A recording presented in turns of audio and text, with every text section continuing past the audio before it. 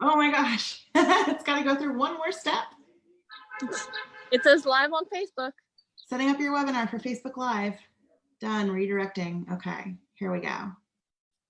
All right. Are we live? It says live for me.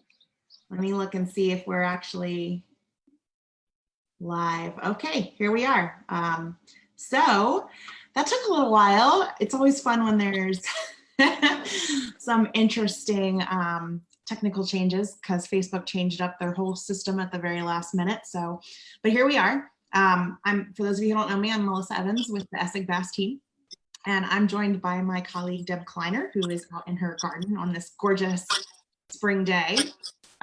We are here to talk to you about gardening tips and houseplant tips and answer your questions.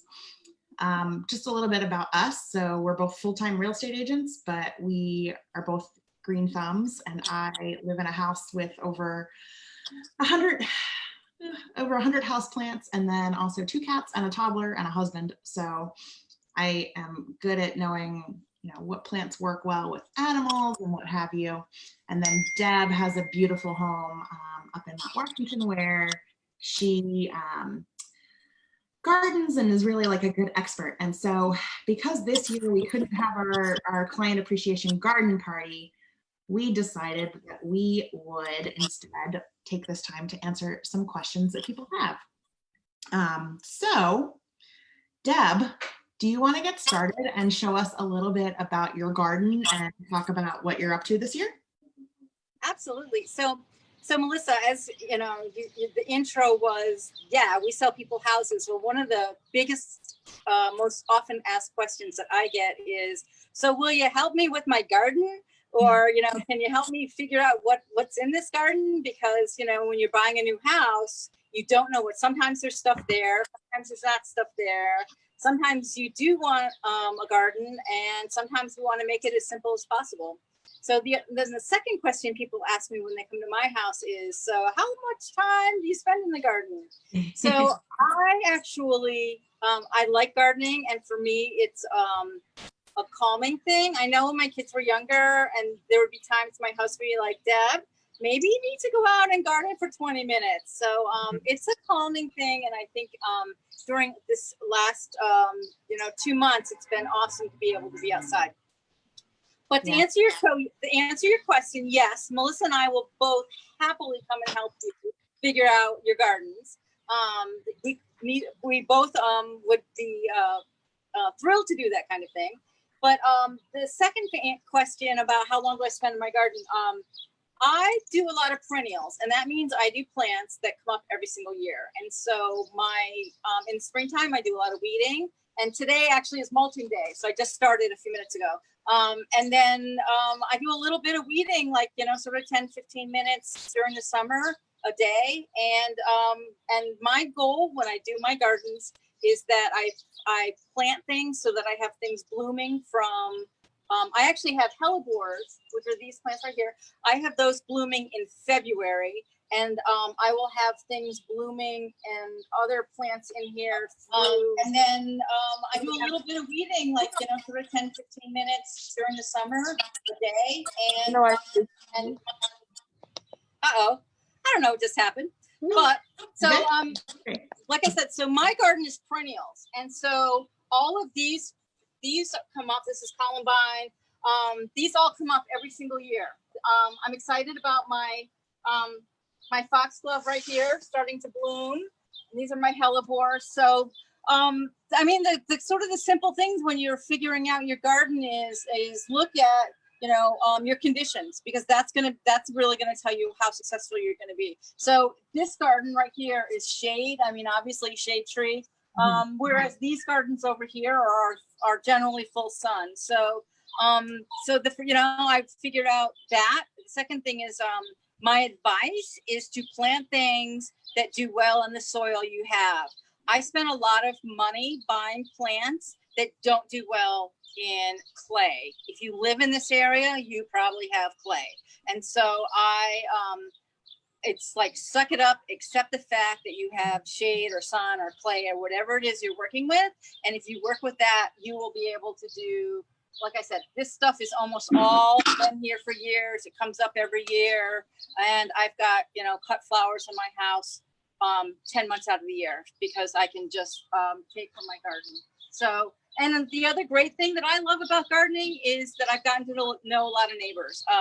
A lot of these things have come from neighbors. Those are from neighbor. This lamb's ear. If Esther Fleischman is watching, thank you very much. I got this from her 20 years ago, and it's moved around different places. So yeah, those are my tips. Understand what you have. Go sit on your steps and see where the sun is, and that's going to help you a lot. So, Deb, I have a question for you. Yeah. How do you know what kind of soil you have? How do you find out? Well, like I said, if you live in the Baltimore area, you probably have clay. And quite frankly, I mean, you know, I took this, you stick it in and it's hard. It's probably clay. If you can stick your spade in and it's really easy to turn over, then you're really lucky and you have much better soil. You know, there's not so much if you're on the Eastern Shore, then you're going to be able to stick your spade in and it's going to be easy and it's going to be sandy. So you can just really kind of just by doing that is the find out the basics. What, you know, do you have clay? Do you have, you know, some good compost already in there, or do you have sand? If once you sort of really get into gardening, you can actually send your soil away to actually it's the University of Delaware will test it if you want to get more information about your soil as far as whether, you know, it's alkaline or, you know, so whether it's more base or acidic and those kind of things. But that's like down the road. You can, like I said, stick your spade in. Once you go down the rabbit hole. Yeah. All right. How long have you been gardening? I have a question for you. Okay, sure. So I am one of those people that I get sucked into buying orchids when I go to Sam's Club. Yeah. I love buying orchids, but then, as you know, and I love them because they flower for, you know, a couple months. But then what do I do with them? I've got these leaves. Should I try to keep them? How do I get them to rebloom? So I don't have a ton of experience with orchids. I only have two. And I haven't had them for very long. One of them has stopped flowering, and I'm basically I'm waiting to see if any more like stems come up out of it. I've gotten a new leaf on it, but I'm waiting to see if anything comes up in terms of flowering.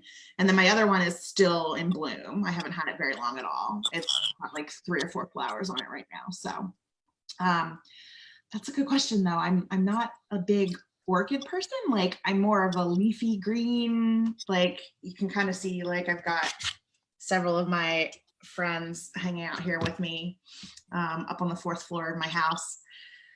And, but I don't have a lot of experience with like flowering indoor plants. So that's an interesting question to do some looking. Do you bring your indoor plants outside? Do you have some that you move in and out? I do. I actually just took 2 of them out onto my balcony. I have a Humelimina and a Chinese evergreen that I just took out onto my like part sun shady balcony just to give them like some fresh air. And then when it's dry in the summer, I have some succulents that I'll take out and put like in the sunny spot because my succulents are not getting enough light inside of my house right now.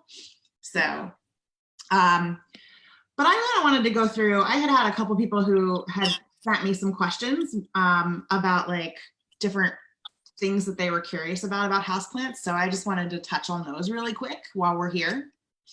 The first question my friend Maria sent me about like why, you know, she sent me like a picture of her succulent. She was like, why is this thing so tall and why is it leaning?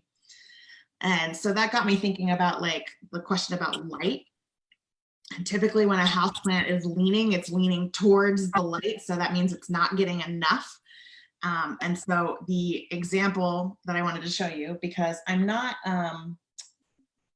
more of a leafy green person. I'm not a huge succulent person, but I do have some succulents in the windowsill on my 4th floor. And you can see this guy is definitely not getting the amount of light that he would prefer. So he's really getting elongated here and reaching out towards the sunshine. So that's like the first sign that you'll see that a plant is not getting enough sun. I've also got this this guy who's like reaching out. Again, like this happens a lot with succulents too.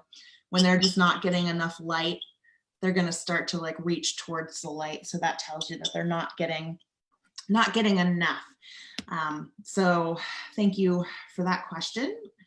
The other question I frequently get is how you know how much water your plant needs. And there's a couple different ways that you can keep track of watering.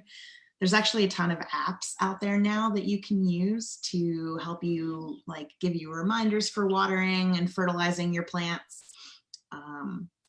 when to mist them if they're a plant that needs higher humidity, things like that. And then the other thing that I use is I actually have this moisture meter. So if you don't feel like doing, because usually the finger test is kind of the trick. So you would stick your finger into the soil and see if it comes out, you know, feeling, you like feel the soil with your finger. And if you're not really into that, or you want a little bit more of like a scientific method of actually doing this, there's a moisture meter that you can get for pretty cheap that does the trick. And it also, they also usually come with like a handy chart that lists the plants and the moisture level that you want them to be at, ideally. Most people tend to run into issues, I think, with houseplants. More people overwater than underwater. And a plant can survive underwatering a lot better usually than it can survive being overwatered. Because when you overwater a house plant, you know, if it doesn't have the right soil and it doesn't have the right drainage, then you're going to get root rot. And there's a lot of plants in particular that are susceptible to that if their soil is too soggy. Like an example would be like peperomia. They will kind of stay like, then this one's in a terracotta pot, because otherwise if it holds on to too much water, it can get root rot and that can kill the plant. And it's really hard for them to come back from that. So err on the side of underwatering versus overwatering if you have to, like, if you're not really sure. Okay. And then the next question that I got was about pests.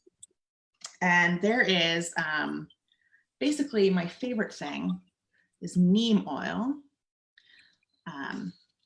It kind of smells a little, but it's not as bad as other things.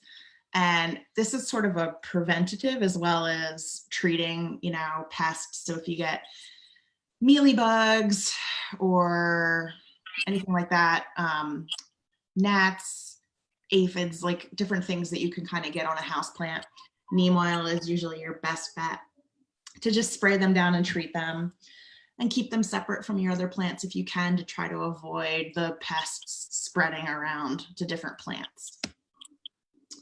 Okay. Melissa, do you put plastic bags over plants that have pests? Yes.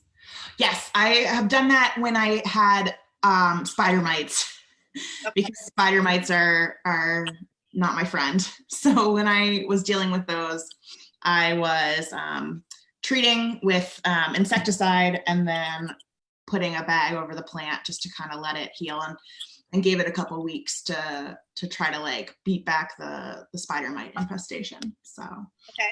First and only time, fingers crossed, that I've dealt with spider mites, but I'm sure it'll happen to me again. Just the nature of the beast, having so many plants in my house. Somebody else had asked me about plants that can't be killed. And there is no such thing, because plants are a living object. And I think part of the process of being a plant person and like becoming a green thumb is actually honestly learning, like Deb, like how you were mentioning for the outdoor plants, learning what works in your soil and what works in your life. And it's extremely similar with houseplants. You have to learn what works in the environment in your home. I have tried, like there's a couple types of plants that I have tried that have just not thrived in my house for one reason or another. Like the air didn't agree with them, the light wasn't right. And so I had to like pass them along to somebody else because they just weren't working in the environment that I had. And a lot of that is going to be trial and error. And you will kill plants. And it happens. Like plants don't live forever. You know, they are like living things and they have life cycles. And not all of them are going to be ideally suited for your home environment. So it really is just kind of learning as you go what works for the space you have. And what worked for me in my last house doesn't work for me in this house. And, you know, it's all different. So. That's true for outdoor plants too, Melissa. I Yeah. was in love with lupines. Love lupines. And 2 years in a row I planted them, and lupines hate clay. And so Really? Interesting. yeah, like in my house, if it's not easy, it doesn't happen. Yeah, I get that. So and then my friend Amy just asked on Facebook about propagating succulents and cacti. So Yeah. and I've never propagated a succulent, of cacti, I mean. I've propagated succulents. So basically what you would do, and I'm doing this because this is my test guy and I am getting ready to propagate from him, but you would split off a leaf from a succulent. What I would then do is lay this in a little bit of soil and mist it.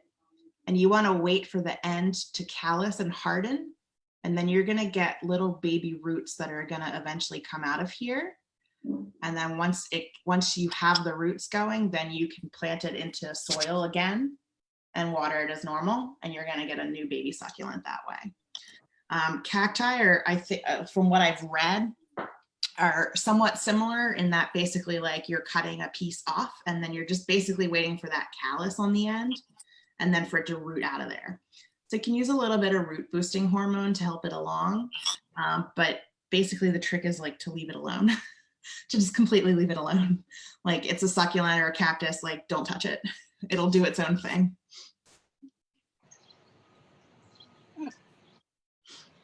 Good information. Yeah. So the last question I had, Deb, was about pet-friendly plants, and you might get this too, like especially because I know you have dogs. Yep. Are there particular plants that you try to avoid in your garden? Well, Either because they're toxic or because your dogs are maniacs? so a couple things about that. So one actually, I want to go back to the pests. We have pests as well, and the biggest pests that we have out here are called deer. And so, yeah, they're four-legged pests. And so, again, when you think about what you're going to plant, I plant things that deer don't like because otherwise it's the big salad bowl and I have nothing left. And so, pretty much, again, but the sort of the question about toxic plants, there are a couple of excellent sites. The University of Maryland does a native plant site that is excellent, and you can go, you can find. And I do a lot of native plants because I'm trying to support the birds and the bees, and it's and really creating some good habitat. So I would recommend doing at least some native plants, but just pop on their site. They'll tell you the natives. They'll tell you what's toxic. I actually haven't had a problem because my dogs, things that are toxic, they must just know because they don't go near them. Yeah. But I did move some plants out of my backyard the other day that I found out were highly toxic. I didn't do the research. And like I said, if you've got dogs, I spend a little bit of time on that site anyway, because that will also tell you what plants do well in shade, what plants do well in clay, so it's super great site. In fact, when we're done, I can post it in the comments. Yeah, that sounds great. The site that I always refer to for houseplants is the ASPCA has a really great resource online that lists houseplants, but you definitely have to do your research because there's sort of varying degrees of toxicity. Yep. So there's like ones that are like, well, if your cat chews on this leaf, they're gonna barf. And then there's other ones that it's like, well, if your animal eats this, they may die. So you really have to do your research and just kind of know and find like what your comfort level is with the plants you want and the animals that you have in your house. I have 2 cats, and I definitely have plants in my house that fall in that on that quote unquote toxic list, but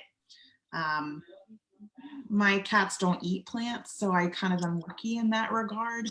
And then things that are super, super toxic, where to the point where they could cause like serious health issues or death, or I do not have in my house. But things like that, if they ate it, they would have an upset tummy and they would throw up. I have it, it's out of their reach, and they don't bother it anyway. So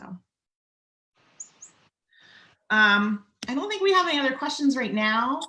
I think that was it, Deb. So is there anything else you wanted to add before we wrapped up? No, I mean, like I said, you can make it as simple as you want. Have some fun. Call us if you have questions. Yeah. We're both happy to help you, and we love it. I think it's like I said, it's calming. So. Oh yeah, exactly. And it's been great. It's a great way to get to meet people. So, yeah. Yeah, plant people are my favorite people. Yeah. Like it's a lot of fun. There's actually like a whole community. I'm sure you found this too, like in gardening, but also in houseplants. There is entire community, both online and in person. So Yep. It's been a lot of fun to get to know people and bond over that shared interest. So anyway, I hope that this was helpful for some people who were watching. And again, Deb and I love, we're not professionals, but we have done this in our personal lives and we really enjoy it. And it's our favorite hobbies. So we are always happy to share our knowledge and answer our questions. And then also if you're looking for a new home or trying to, sell your home and figure out like curb appeal or things like that, or like what house plants work where, and we are always happy to consult. So, okay. If you have any other follow-up questions, you can drop them in the comments and we'll maybe do this again sometime. Deb, I really enjoy seeing your garden. And I have plants for you, Melissa. Okay, good. I'm gonna come get them. All right. Thank you. Bye, guys. Bye.